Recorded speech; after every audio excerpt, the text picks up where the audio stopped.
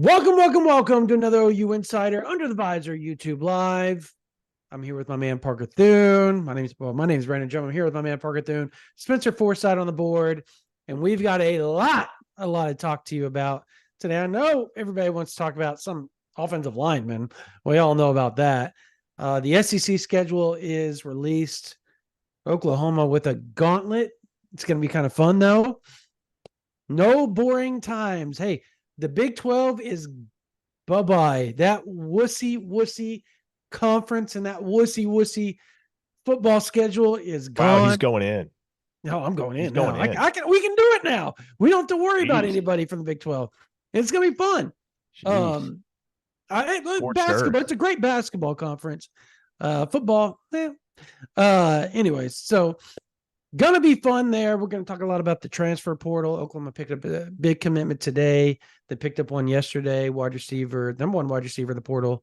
Deion Burks committed. How wild is it? How wild is it, Brandon, that Emmett Jones just casually went and grabbed the number one wide receiver in the entire transfer portal, and it was news for about 90 minutes. There was news for about 90 minutes, and then today, DeMarco Murray tabbed a 1,400-yard rusher and an 11 rushing touchdown, running back out of Tennessee Martin by the name of Sam Franklin. And people look at that and they go, he's from Tennessee Martin. He can't be that. No, he was one of the most sought after running backs in the portal, period. Major offers. Trust me. Yep. You go to the tweets that we put out on OUinsider.com announcing Franklin's commitment. Take a look at the quote tweets and see how Arkansas fans feel about the fact that they didn't get Samuel Franklin. That'll tell you just how coveted this guy was. USC offered him. There's a bunch of schools that offered him. So lots to talk about. But first, Parker, take it away. Folks, this live stream is brought to you by Manscaped, the leaders in below-the-waist grooming. Now, do you want to avoid another silent night in the bedroom this year? Well, you can take care of your special snowflake with the Lawnmower 5.0 Ultra and watch your South Pole shine like never before. Get the best stocking stuffer of all by going to manscaped.com and using code OUInsider for 20% off plus free shipping. Mrs. Claus will thank you. Brandon, tell us some of your favorite things about the Lawnmower 5.0 Ultra. Well, I use it all the time. Obviously, my beard, trim it up. Get it nice. I hate stragglers. I always like a groomed beard. It keeps the nose hairs from, and the mustache that tickles, all that type of stuff. So I like it. It's worked for me. My wife enjoys it. So, why not? It's worth it. And you get 20% off plus free shipping. So there you go. Manscaped.com. Type in the promo code OU Insider, 20% off. Also, folks, you got anybody in your family that has too much scruff? Look no further than Manscaped's Beard Hedger Pro Kit and Handyman Electric Face Shaver for all of that individual's facial hair needs. Could be a great gift. Now, does your dad have nasty nose hairs? You can save the day with the Weed Whacker 2.0 nose and ear hair trimmer. And is there boxer game week? Well, you can take care of the chestnuts with Manscaped's Boxers 2.0, featuring their signature jewel pouch to keep you calm, cool, and collected. Banana Have your hammers nails done. Seen better days? Manscaped has you covered with the new Shears 3.0 nail grooming kit. Get 20% off and free shipping, no matter what you purchase, with the code OU Insider at manscaped.com. 20% off with free shipping at manscaped.com when you use promo code OU Insider. Say ho, ho, ho to a well-groomed mistletoe with Manscaped. Yes. He said yes. There you go. Yeah, well, it's hard to follow that. I will say this. With the jewel pouch being the thing, present day thing, you have to know that banana hammocks are a thing of the past. Okay, let's talk ball. All right. There we go. So, all right. Natural place to start here. Caden Green is in the transfer portal. That happened. But natural place after banana hammocks is Caden Green. Okay. Natural place to start the show. I don't care what. All right. All right. Anyways, It's already yeah, off he the rails. We're is. only 5 minutes Yeah, in. yeah. That didn't take long, did it? Anytime we do a Manscaped ad read, it sends it over. All right. Yeah, not a good day after that. We talked about it. Like Dion Burks commits #1 wide receiver, and we're thinking, man, this is going to be a good day on OU Insider. It's going to be a lot of fun. And don't get us wrong, negativity like what happened yesterday is also really good for business, but it sucks to deal with because it's awful. It is awful, awful, awful. It the situation, Parker, and I'm trying to walk a very thin line here. The situation is gross. It's gross. How you can walk in, and let me tell you something. He met with Oklahoma Friday. He met with Oklahoma Sunday. The head man, Brent Venables, and walked out saying, oh, everything's all good. Within 24 hours, that dude is in the portal. He cuts off everything. His family cuts off everything. As Parker reported today, they finally made contact with the Greens, speaking of the OU staff. But it didn't go anywhere. I mean, they're at a stalemate right now. And Green is not officially in the portal yet. So there's He's not? that. No, Is I he don't not? think so. That's what I was just told over the phone just a second ago. Oh, interesting. I I thought that could be 24/7 had reported that he was in the portal. Is he officially in the portal? Okay. I was just told that he wasn't just a second ago. So maybe that's not maybe that's you know late information. I've also been doing other things today as well. So the Caden Green stuff I left up to you most part. But just overall, it was a gross situation. Gross situation. Like it's a kid that grows up in Oklahoma, Parker, moves to Kansas City, but has so many family roots in Oklahoma still, and was fulfilling a lifelong dream, only to watch it be taken away from him. And I'm gonna say it because I really don't care at this point. And you can tread lightly on your end and all that type of crap, but come on, man, like that's the parents. It's the Well, parents. It's the look, parents. yeah. And look, that people need to understand where I'm coming from with this because I know those folks and have for a long, long time. Covered Caden since he was a sophomore in high school. And when I tell you, like, this is the last kid and last family I would ever have thought would be mired in a fiasco like this, I mean it. And I was talking to a source last night in the Switzer Center who was like, you could have given me 99 guesses as to who would have pulled this type of thing at Oklahoma, and I wouldn't have arrived at Caden Green. And so this is shocking all around. And there are theories. I'm sure I'm sure some of those theories have a lot of validity to them. What has been reported elsewhere by Gabe Eichert, for instance, on the Oklahoma breakdown, all of that is true to the best of my knowledge.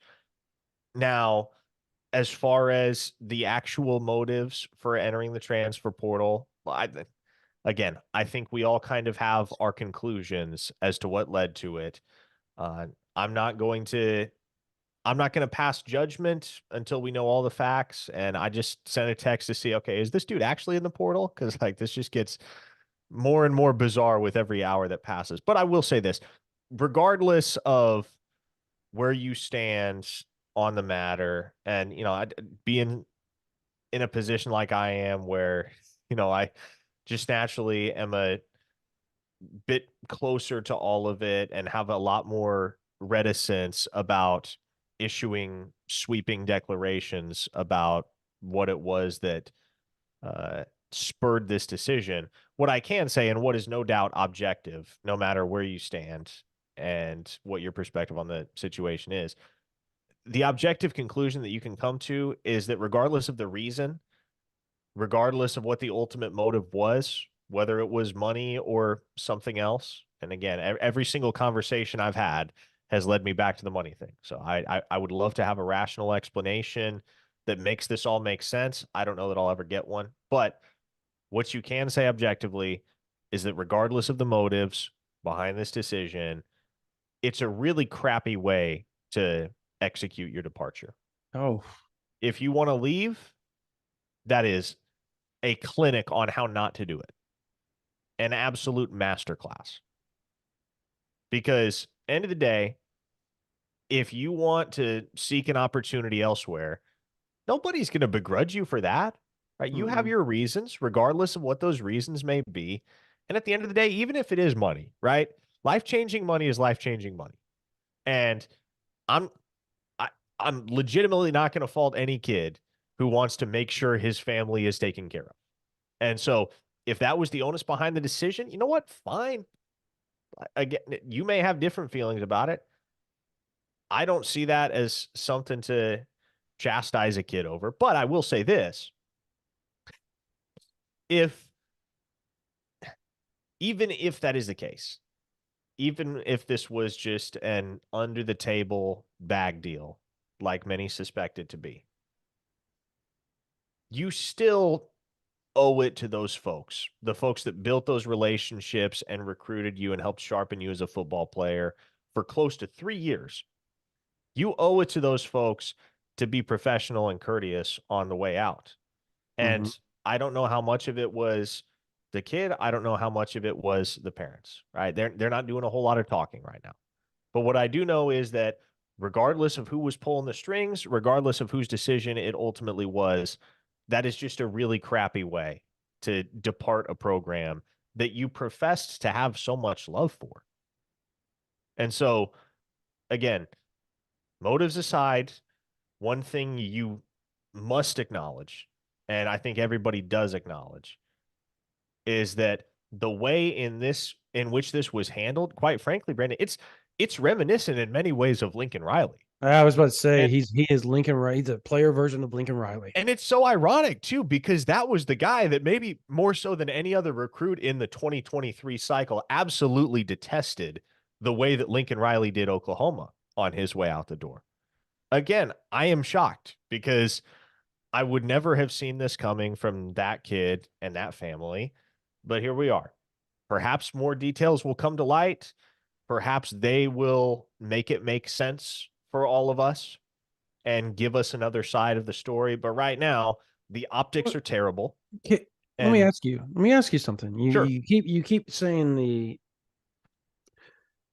maybe they're going to give us the other side. Maybe they're going to make us realize, why things were done the way they were. But when you know that Oklahoma met their demands, yeah, and they still balked and didn't tell anybody they were going to balk, mind you, and just did it, there's no excuse. There's nothing they can say to anybody other than we did a crappy thing and we're okay with it. And now we're going to run and hide because we don't want to deal with the consequences from the public ire from it. I'm just going to call it like it is. It was cowardly, man. Like, it just was cowardly. That move is cowardly. And I know you can't say anything. I'm going to say it. It was cowardly. It's straight up cowardly. Like, at least tell the coaches and the staff you're going to do it. Yeah. We're dealing with adults here. Adults. And the second, I don't want to hear the players and all that. You're getting paid. You're getting paid more than most adults get paid to play college football. Man up. Well, here's my big question, Brandon, because any way you slice it, I don't think this all adds up. Like there is something we don't know or realize, and I don't know what it is. Again, maybe it'll make it all make sense. Maybe it won't.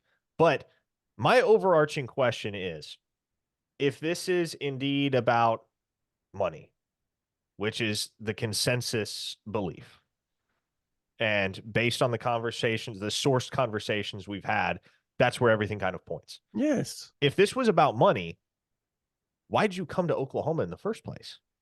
Because that kid, I'll tell you right now, and I know it for a fact, he had better NIL offers elsewhere coming out of high school. And so if that's what you wanted, if you wanted the check, you wanted the money, then why spend a year at Oklahoma? Why even bother committing and going through the process of helping recruit your peers to Norman and working your tail off for close to a year to help build the foundation of your legacy at a blue blood football institution, only to leave it all behind, drop everything, and pack your things from the dorms in the middle of practice and head out of town? And like, again, if a staffer In the hadn't middle seen of practice. was Oh, it straight up, God. like if a staffer hadn't seen them loading stuff up, who knows whether they would whether anyone would have known until he was all the way out of town. Again, man, like I am trying very hard, as you can imagine, knowing these people and having been around them a long time. I'm trying very hard to give them the benefit of the doubt. It's just really hard right now because the optics are just that bad. Mhm. I mean, I don't know. Like,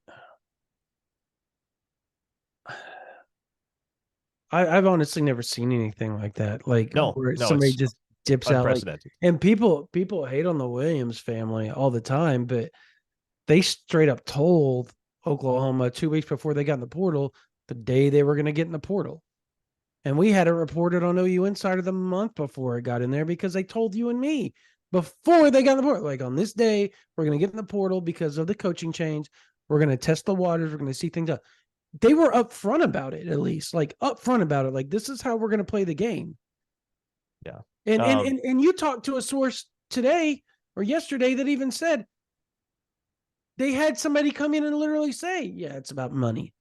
And that's why they were dipping out. So, like, and they respected it. They're like, yeah, I get it. I get it. But that's the thing. Like, the coaches are going to get it if you just tell them up front. Yeah, well, and like to clarify there, that was a different offensive lineman that departed Oklahoma in the past who Yeah. was upfront with the coaching staff. Hey, I'm leaving so I can go get paid more somewhere else.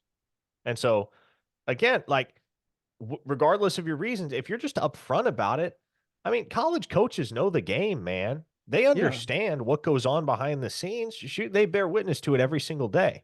You don't have to be afraid of the fallout. You don't have to be afraid of kickback if you do Yeah. something like that. And yet, the manner in which you chose to go about it has caused an obscene amount of blowback, far more than any other method you could have chosen. We have super chats to catch up on. Yeah. Matt Davidson. Yeah. Matt Davidson dropped $5 and said, Daniel Akinkumi hasn't played a snap yet, but has already become one of my favorite players. Epic tweet yesterday that spoke to his wisdom. And if you missed it, folks, as this all is going down, this is probably 4 or 5 hours after the news broke that Caden Green was getting in the portal. And Daniel Akinkumi hits Twitter and says, I'm trying to go to the NFL, not trying to be a millionaire in college. Which, You want I to mean, know who like, else said that? who's that? Caden Green. Well, yeah. He did. not to crap in everybody's cereal, but I mean, I'm just saying, like, he did. He was the one that was. Remember who was it? He was all over. Um, last cycle was it Peyton Bowen in Oregon? I don't remember. But again, like it goes back to just how astonishing this all is because this kid wore OU on his sleeve as much as anybody. And like it kind of it makes you lose faith in the concept of loyalty in college football. And we've had people asking on the message board over at OU Insider, oh man, like is PJ going to get in the portal? Is Peyton going to get in the portal? Like what happens from here? Are there going to be more guys that ditch? And I like the obvious answer to that question is no, Brand. Like that's what you want to say. You want to be able to shoot that down because obviously there's no credible intel to suggest that is even a thought. But by the same token, I know for a fact 72 hours before Caden Green got in the portal, it wasn't even a thought, at least not ostensibly. And so if a kid like that who was born in Oklahoma, lived his entire life as a Sooner fan, was always committing to Yeah. OU from the second he got the offer, and was so open and so vociferous about his love for the university. If a guy like that can be convinced by whatever factors, whatever individuals played into the decision, if a guy like that can be convinced for any reason to pack up and leave, who on your roster is safe? No. Well, speaking of that exact thing, and look, I don't want to hammer on the kid. I really don't, because I think this is more the grown adults making moves for the kid than it is the kid. Does that make sense? Like and I understand he's making money and all that, and I said that earlier, but you got to man up in that situation. I think we were all guilty at that age of doing exactly um what our parents told us to do. Yeah. No, We that's real. did. I at 19, 20 years old, my parent 21, my parents told me to do something, I still did it. And that was just because you're trying to be a man, but you're not ready to spread your wings all by yourself and make those decisions. Like you always look for help. And to this day, I will hit up my parents and ask them if I'm making the right decisions on certain things, because that's what we do as human beings. We always look to our elders because they've been through more. He got bad advice, awful advice, and his parents handled it wrong, which in turn made him handle it wrong. And anybody trying to tell him to go through there and pack up quickly while they're in practice so you don't get caught, and that's a parent move. That's a parent telling the kid to hurry up and do all this stuff like that. It all goes back to the parents. And I'm sorry, like, again, you gave your kid bad advice. You were Jerry Maguire. You were showing me the money. You were screaming at OU and IL. They showed you the money, and then loyalty dipped out the door because it just didn't matter at that point. Anyways, holy cow, that was a little too far, man. So to your question, is anybody safe? PJ, is he safe? Again, Brandon, like I don't even know how to answer that question at this point, because my answer is yes. Like, I want to say yes, but I'm also like, okay, 3 days ago I would have told you, bro, there's a 0% chance Caden Green would even think about getting in the transfer portal. And now here we are. So how can you be sure of anything? How can you be sure of anything?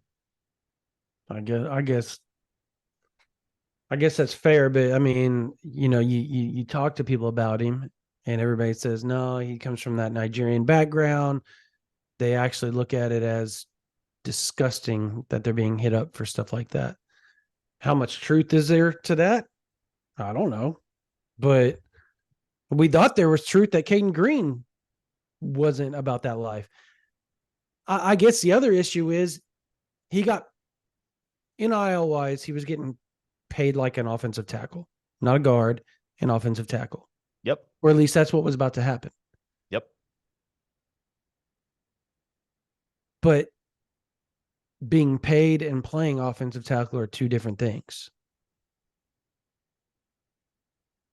Is there a case where, and from people you've spoken to, Parker, that playing tackle was more what he wanted, and he said something to you about fit and his mental state of mind and all that type of stuff. Okay. And I did talk to somebody today. I do want to add this. Bill Bedenbaugh is a no nonsense coach. Yep. It's why he has developed so many elite guys into the NFL, and everybody wants to hate on him. Like, you can hate on Bill Bedenbaugh all you want. I think you're ridiculous for doing so. And everybody that's on my side for calling the parents cowards, those that disagree with me there, are now against me, and that's okay. We all have our opinions, but the man has done nothing. I'm here to tell you, Friday, you're going to have different tune if things stay as they are trending. So I appreciate it, Holocaust.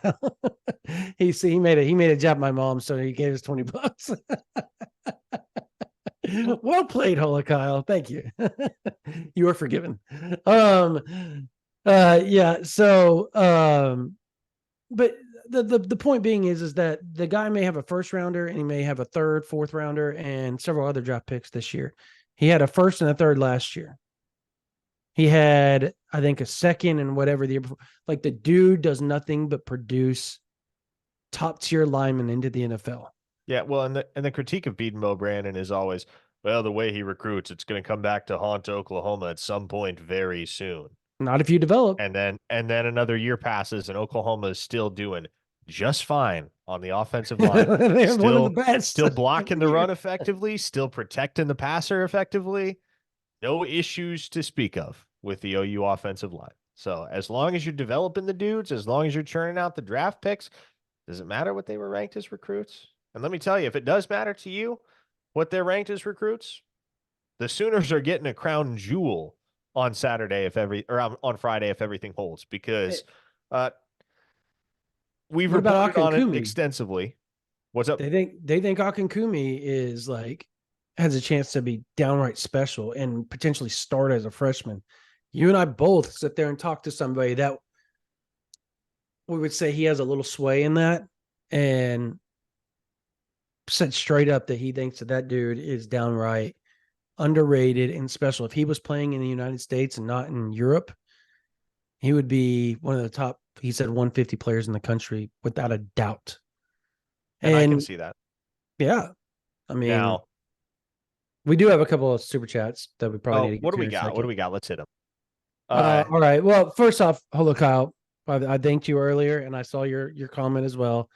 You are forgiven, dude. I was kind of joshing with you a little bit, but it was a little too far. I'll give you that.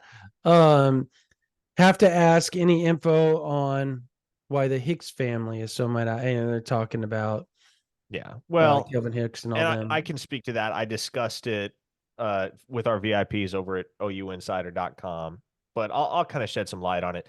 Basically, there was some breakdown in communication between the Hicks family and the football program, where Marcus medically retired with the belief that he was going to be given a spot on the staff as a student assistant. And then he got back for the start of the new semester, and the OU football program was not and had not been operating under that same belief. And then, of course, his athletic scholarship had been reallocated because he was medically retired. So he was kind of up a creek without a paddle, no scholarship and no spot on staff. So that is the root of the frustration there. As far as, look, I don't pretend to know all of what went on there. That is what I do know went on. Obviously, you can see why, like, given that situation, you can see why the Hicks family would be upset with a situation like that. I love the fact that Marcus landed at South Dakota State. That's the school I almost went to back in the day, Brandon. They've become the powerhouse at the FCS level, so he'll have a chance to compete for a national championship there. And I believe he just has one. He may have 2 years left. He has 1 year. Okay, 1 year. So yeah, I mean, well, wait a second. He may have 2 medical hardship years that he can use, actually. Yeah, and that's kind of what I'm thinking. Either way, he'll have a chance to rebound, as it were, and to play at a very high level for the finest football program in the FCS right now. So it all turned out okay for him. Jackrabbits, baby. And I'm glad for him. But that is kind of the root of the tension and the frustration between OU and the Hicks family. B in the chat says, "Okay, fine, I will subscribe now. It's time." That's what's up. There you go. Hey, at OUinsider.com, folks. We've been growing like freaking wildfire right now. We can't thank you guys enough. Craig Johnson, $5. Thank you so much, man. Any plans on upgrading the stadium and football facilities in the future? Yes, there are plans. That said, they had about a couple $100 million allocated over there to the facilities. They planned on announcing it fairly soon. And they up and decided, you know what we're going to do with all that? We're going to take that money and we're going to allocate a lot of it to the NIL because our facility is only 6 years old, 5, 6 years old at this time. And I think every OU fan would agree that is the smartest move that could be made in today's landscape. It's kind of like the NFL now. Back in the day, it was all about, who has the best locker rooms and who has the best weight rooms and who has the best nutrition and the dorms and all that. It's still to an extent, but not quite as much as, not even near as much as it once was, because now kids care about, the team, how well they're going to get developed, i.e. the coaching and their NIL, and obviously the educational part. You get those 4 things, the facilities and all that other stuff. It's kind of, would you agree, Parker, that it's down to almost maybe 15, 20% meaning to the players now in comparison to what it was? I mean, now it's more, how are you going to take care of us up front more than it is, because they know in Division I you're gonna have nutrition and you're gonna have strength and conditioning. Like, everybody's gonna have good facilities. And I think the events of yesterday kind of illustrate that, right? Yeah. Like the collective mentality from the recruits and transfers perspective has shifted. Mm-hmm. It's much less about facilities these days and about accommodations and the training table and all that. And a lot of it is, okay, how much of a check can I clear? Yeah. Like, how much can I get paid? Because at the end of the day, right, you can do whatever you want with that money. So it's like, would you rather me go buy you $100 worth of groceries, Brandon, or just hand you $100 bill? I mean, the choice is pretty obvious. Yeah, no, I look, and I think it was really smart by the OU brass to go, you know what? Let's hold off on this. We're going to build a new facility. The money that's going to come in from the SEC is going to allow them to have a surplus of money to put into that facility, right? Like, they're going to be able to do it. It doesn't have to be today. So let's take that money that we've already gotten. It was a lot of money, and let's throw it into NIL for all of our sports. And obviously football is going to get the majority of the cut, but it was just a smart move. I mean, Joe C is a smart man. He's the best. He's the GOAT of all GOATs when it comes to athletic directors for a reason. And that is why, right there. And it's worked for Oklahoma. I mean, there was no tampering done as far as Deion Burks goes, the number 1 wide receiver. He got in the portal, and Oklahoma did their thing without an official visit at that point, mind you. And he committed. So, Emmett Jones is a bad dude. Yeah, I mean, Emmett Jones can make it happen. Yeah. So, I mean, Emmett Jones's biggest problem thus far at Oklahoma has been the fact that he had too many guys that wanted to commit to him in 2024. And I can tell you for a fact, he has the exact same predicament right now in 2025. Yeah. And people are taking it as in, like, they have a whole $200 million to throw into NIL. I don't know exactly how much. They probably have several millions and millions of dollars, to be honest with you.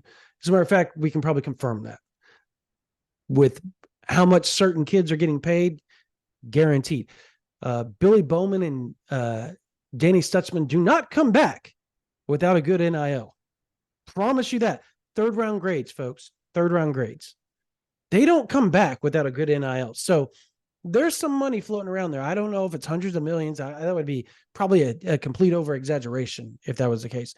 But to say Oklahoma's NIL is poor is also poorly exaggerated, unintended. Yeah, and again, I will confirm this. And I know Gabe mentioned it on the Oklahoma breakdown. I published something similar this morning over on OUinsider.com. Like, I know this to be the case. OU did provide Caden Green with an NIL amount and valuation that matched his requests. Like they were willing to pay him what he wanted. And it And was six figures. Let's put it that way. and Plus. it was more than it was Mhm. more than they wanted to pay him. Like they did Mhm. not want to go that high, but they were willing to do it. Mhm. And in the end, it still wasn't good enough. Walter Rouse, prime example. Dude was getting $500,000 from Nebraska, was committed to Nebraska. 48 hours later, he signs with Oklahoma. So NIL is NIL. Look, Oklahoma plays the game. Anyways, so and Chrissy H said there's only first, second, and go back to school. That's that Kel Gundy did say that. That is probably the wise decision. But what they do is when the school gets their grades back, you get a 1-2, and you can get a 3, or you can get a late round or whatever. And I know that they got a 3, a third round, and they also asked around to individual scouts. Like I know that for a fact. I know some people that were involved. Obviously, Steve Stutzman admitted to that, talking to Parker, and Mike Stilley on the radio said, look, they asked around to individual scouts and people that they knew in the NFL, and they told them what they thought. At the end of the day, there were a lot of people telling Stutzman, go, because you could be a late second or third round after your combine. But he didn't feel like doing it. He felt like his heart was, he was in a different place in his life than most of the NFL guys. And that was in turn probably the biggest thing that worked in Oklahoma's favor. Billy Bowman knew he was coming back regardless of what he got. If as long as it wasn't a first rounder, he was coming back. Like he had told everybody, I'm coming back. He was not in a hurry. His fiance is still going to be around Norman for the most part over the next 7-8 months, and he didn't want to leave her either. So there was a lot of things that kept Bowman in town, and luckily, Wait, did you just break news? Are he and Jada engaged? I thought they weren't they? No. Okay, girlfriend, whatever. He's I not to my mean, knowledge. You might know something I don't. I don't know. I thought people keep calling them fiance, so I just kind of whatever. I'm not into the TMZ thing, so they've been dating forever since they've been in high school, so I just assumed that they were already engaged. Anyways, but you get my point. Is they didn't want to leave each other. That was a lot of played into that as well. So, and he even said it. He goes, people are always wanting that next thing. He goes, why are people in a hurry to grow up? Why are they in a hurry to leave school? He goes, I love school. I love OU. Why am I leaving? I'm not going to leave. And I think that makes him more endearing. Obviously, that is also a good branding statement as well, if you're in the NIL market, to make some extra money. But let's talk about some other things outside of NIL and all that stuff. Yeah. Hey, by the way, be like our man B in the chat, who subscribed to OU Insider There you go. mid-show. Folks, You're the if you're man, not at B. OUinsider.com, you're missing out on a lot of juicy details. Yeah, there's a lot. Like there's a tight end. I'm not going to say the name, but there's a tight end visiting this weekend. Have it on OU Insider, and I am leaning towards that tight end, and it is not Holden Stays, by the way. I'm leaning towards that tight end being a Sooner at some point down the road, if I was to guess. That's just my assumption of the buzz I've heard. On top of that, appreciate it, Jody Hartwig, for being an insider. And no, Jay Morris is not the Notre Dame tight end. On top of that, the Oklahoma's looking at another offensive line. They have two coming in that everybody kind of knows, and Gino Vandemark and Fabici Nwawu coming in this weekend. There's a third that could end up visiting that Oklahoma's kind of kicking the tires around. He is a FCS type player. He is one of the top FCS linemen. He's a grad transfer. Some SEC schools have offered. Some ACC schools have offered him. I don't know if Oklahoma's offered him yet, but I know that they Here are goes Bill Beedenbow again, very offering interested. FCS players. Yeah, all of them have turned out pretty good. So, whatever. I mean, here's the thing: is the FCS Florida State's FCS defensive line that was considered the top defensive line in all college football last year was majority FCS players over the last 3 or 4 years. Well, I don't know about majority. Jared Verse came from Albany, though, so you can Fisk, find bona fide dudes at that level. Fisk was from Western Michigan, so he. Yeah, I mean, but Western Michigan is a G5 program. Yeah, the G5 program that's been to a. They're good, but I mean, like but you get what I'm saying. They're building off. They're not building in, but you know what? Sam Franklin is G5, and we have OU fans that don't like that, even though he ran for 1,400 yards and 11 touchdowns. FCS, but he's a stud. And again, a guy that was highly sought after, not just by Oklahoma, but by numerous other P5 programs. Dominic McKinley, people are asking. Yeah, understandably so. Let's hear it. All right. Look, I think it's going to be hard to pull him away from A&M at the end of the day. That said, we reported it. Was it yesterday morning? I reported that he wasn't going to sign on National Signing Day. I think you first mentioned it on the podcast 2 nights ago. I did. 2 nights ago, I said I was hearing that, and then I threw it up on the board that from multiple sides that I'd heard that it was leaning very heavily in that direction. And Sam Spiegelman came out and said, he 100% is not going to do that. So, like, we had that on OU Insider. People want to say, well, it's the grades. No. Here's the deal. The dude's world got turned upside down 14 days, 2 weeks ago. He thought that his D-line coach, Coach Robinson, Elijah Robinson, was going to stick around. Not the case. He's going to Syracuse. Syracuse is now trying to recruit him away from Texas A&M. That's the wild thing about it. So that right there tells me there was a lot of discontent between him and Elko behind the scenes, because you didn't see Levy go out there and just start trying to raid OU's roster or their commits or anything like that. There was you don't do that. Well, the other thing is that's obviously Levy's alma mater, so there's a complete different thing there, but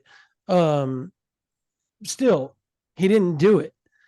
And Elijah Robinson is trying to poach him all the way up to Syracuse, which we know Syracuse isn't a player. Oklahoma will be taking an in-home, and we've reported it for multiple days on OU Insider. We'll be doing an in-home with him tomorrow evening. What that entails, I don't know how Oklahoma stands. I do know that his mother, Angie, loves Todd Bates. I know that she loves Brent Venables. I know that they were the one school that stayed in communication constantly after he committed to A&M. Texas did not. Texas went radio silent on him for months. Now they're back in it. They're going to get an in-home. LSU did their in-home, I believe, on Tuesday. So there's some things. I think Oklahoma gets the last in-home on Thursday. And then as of now, they don't plan on visiting anywhere, though. Oklahoma is trying to get them to come up and take an unofficial visit to OU this weekend, along with a lot of the transfers. There'll be a horde of transfers in town this weekend.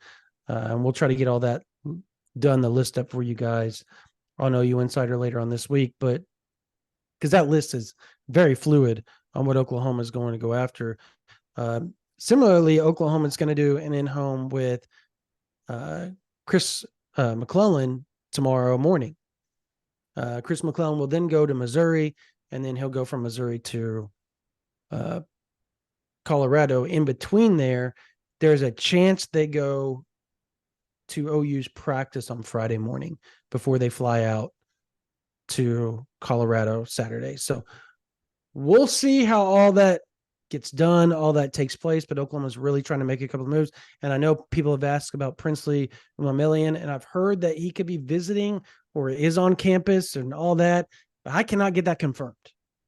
I know So Ole Miss feels good about landing him. yeah, and they feel good, but he was supposed to be visiting Oklahoma, according to a source that may or may not have known him at Florida. They were supposed to be visiting after the Ole Miss, or he was. Is that going to take place? I don't know. I know that the asking price for him is quite substantial. And I think Oklahoma at edge is pretty in really good position. I might add. I get the Chris McClellan stuff. So, but anyways, yeah. That's what I know about Chris McClellan. That's what I know about McKinley. That's what I know about Princely Mamelian. And I'm sure Oklahoma, after the bowl games, will try to see who gets in the portal as far as defensive line goes, as far as O-line goes, and even in the spring. And I think you'll probably see some additions there as well at those positions. Actually, I can almost guarantee it. How about that? Tight end as well. I can almost guarantee that Oklahoma is going to be looking for another tight end as spring they get done with spring to go into the summer and the fall camp. Guaranteed. Boom. So now, we have an announcement for all of you because, of course, we are 1 day away, or not 1 day, 1 week away from early signing day. There we go. Got a little bit ahead of myself. Now, for those of you that recall what happened on signing day last year, and no, I'm not referring to the Peyton Bowen double flip. Well, I guess at that point it was just the Oregon flip. But for those of you who recall how we did signing day last year, we had a signing day special, a 2-hour show featuring a series of interviews with numerous commits that included Samuel Masigo, Jackson Arnold. We talked to Champ Sanders. We talked to Kendall Dolby, did quite a few over the span of 2 hours. We're taking it up a notch this year. We are going to be live on Main Street in Norman from 7 to 10 p.m. at Sooner Daiquiri. So if you are local to Norman or the surrounding regions, come on by Sooner Daiquiri. It is opening this week. As long as everything stays on track, they are opening this week. So brand new establishment. We are going to be there next Wednesday, 7 to 10 p.m. who owns it? Who owns it? Oh, I was just going to let people find this out organically, but if you want to give them that bit of Go info. ahead. Yeah, I mean, I think that's going to help them want to go to Sooner Daiquiri a little more. How about this? It is owned by none other than Larry McDonald, who is the father of Michael Patterson McDonald. So, and there you go. There'll be a big signing potentially there as well. So you can support Larry McDonald's new business, Sooner Daiquiri, and you can get the chance to interact with us, with some of the signees that will be there in person, and hang out over the span of 3 hours as we discuss Oklahoma's signing day haul from all angles. Let me read you this guest list because it is loaded, folks. We're stoked to do this, as you can imagine. The guests we will have are as follows: Danny Okoye, Reggie Powers, and Nigel Smith in the 7 o'clock hour. Ivan Carrione, Michael Boganowski, Jaden Hardy, and Michael Hawkins in the 8 o'clock hour. And Devon Mitchell, Andy Bass, Michael Patterson McDonald, and the big fish himself, David Stone, in the 9 o'clock hour. It's going to be quite a time. 2 of those will be in person, potentially 3. We can go ahead and tell them. The in-person will potentially be, 4. There'll be 4 potential in-persons. Danny Okoye, Andy Bass, David Stone, Michael Patterson McDonald. All 4 potentially. 2 guaranteed. The other 2 we're still working on the logistics with. But Michael Patterson McDonald, David Stone will be in person. So if you go to Sooner Daiquiri, National Signing Day, you will be able to meet, take photos, do all that type of stuff with the Sooners. We may get Michael Hawkins in person too. And Megan Michael, that's right, because he will be on campus. That is right. He will be on campus, and you know exactly why if you're on OU Insider. Correct. You know exactly why. But yeah, he'll be up in Norman. I mean, that is a loaded list, folks. Yes. That is about as good as it gets. And you want to talk about blue chips, they are scattered all over the signing day special this year. 3 hours of interviews with all of your members of the 24K class. We are super excited. We hope you are as well, because it's going to be an outstanding time. And we will be taking so honestly, if you're watching, you'll be able to do the chat, just like it. Super chat questions will go to the players. So you ask through the super chat, we will read it to them. They will answer your questions. So it'll be really, really fun. It'll be a fun event for the players. It'll be a fun event for you fans. We did it last year. It was really awesome. Was hugely successful. And so we're up in the ante. Sooner Daiquiri. Make sure you go there, Main Street in Norman, opening this week. We'll for sure be open, and we'll be hosting us on National Signing Day from 7 to 10, correct? 7 to 10 p.m. Central Time. Yep. So obviously not all of you are in this Central Time zone that watch this on a Yep. regular basis. So keep in mind, 7 to 10 p.m. Central Time. And if you're in the Norman area, come on by Sooner Daiquiri. Let's pack the place for Larry McDonald. There you go. There you go. All right. Again, we want to thank you guys for being on here. This has been a fun chat. It's been enlightening, and I hope you guys, my rant, I apologize. I told y'all how I felt about a certain situation. I apologize if that was too much for some. But if you're not on OU Insider, there's a bunch of notes over there on a lot of transfers that Oklahoma's looking at, that Oklahoma's hosting this weekend, that we didn't even touch on here. We hinted about, but we didn't touch on. Parker's got some great inside notes on the Caden Green situation. He's got some great inside notes on some players that will be in Norman later on this month and why they'll be in Norman. Recruits, mind you, why they'll be in Norman later on this month, that you guys will want to check out if you guys go to OU Insider. It's $9.99 a month, or right now, $99.95 for the whole year. What'll get you all the way through the SEC title game next year. So you sign up today, get you all the way through the SEC title game, almost to Christmas, almost to the bowl season, but you'll get the bowl game this year. You'll get National Signing Day for December and February. You'll get all the transfer stuff. You'll get the junior days. There's a huge junior day in January that you're going to want to be on OU Insider for. You'll get obviously the bowl game coverage. You'll get spring. You'll get more junior days. The coaches out on the will be out on the road in January and February as well, before the second National Signing Day. So there's that. And there'll be more transfer talk. Lots of transfer talk at that juncture. Then you got the spring practices. You got the camps that Parker and I will be at. Elite 11, the Under Armour, Rivals. The opening is returning this year. So there is a lot of stuff that we will be at. We'll be hitting the schools for OU's top targets, getting you guys information where things stand. All of that will be done on OU Insider VIP. We'll be covering the OU basketball program. Brody and Jesse are killing it on that.